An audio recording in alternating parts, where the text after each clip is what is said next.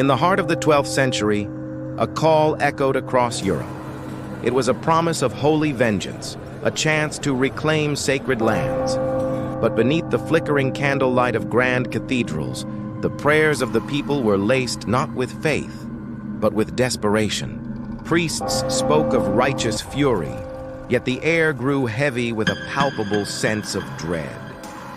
This was the dawn of the Second Crusade.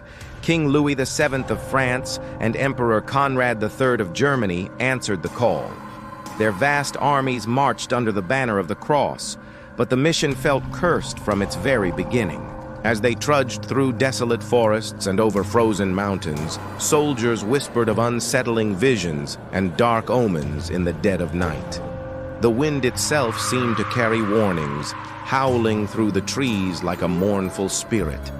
Their holy quest was already becoming a nightmare.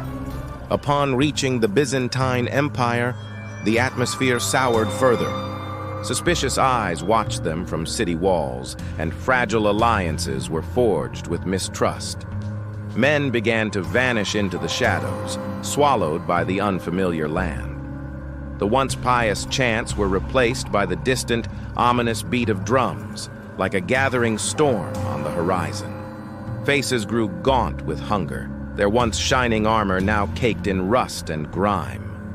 In the relentless cold, the snow-covered ground became a canvas of mud and blood. As they pressed on into the shimmering heat of the desert, hope itself began to evaporate. Unseen enemies unleashed torrents of arrows from the dunes, and morale shattered. Faith twisted into raw fear. Men no longer prayed for victory. They begged for a swift end, for simple survival. Then came the siege of Damascus. The sky burned a sickly orange as the fractured Crusader army surrounded the ancient city. But instead of a glorious battle, they were met with chaos. Infighting and confusion tore through their ranks. Their own siege towers were engulfed in flames, and the air filled with the sounds of screams and the stench of smoke. The Holy Army, once so proud, broke and fled in absolute terror. The crusade ended not with a bang, but with a whisper. All that remained were fragments, abandoned armor half buried in the sand, silent cathedrals back home, and the despairing words of a monk writing, "The Lord has turned his face away." The Second Crusade began in faith and ended in silence.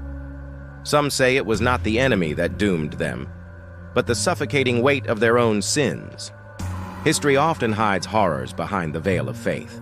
Subscribe for more stories that uncover the dark side of the past, and beware the lessons it still whispers today. Thank you for watching.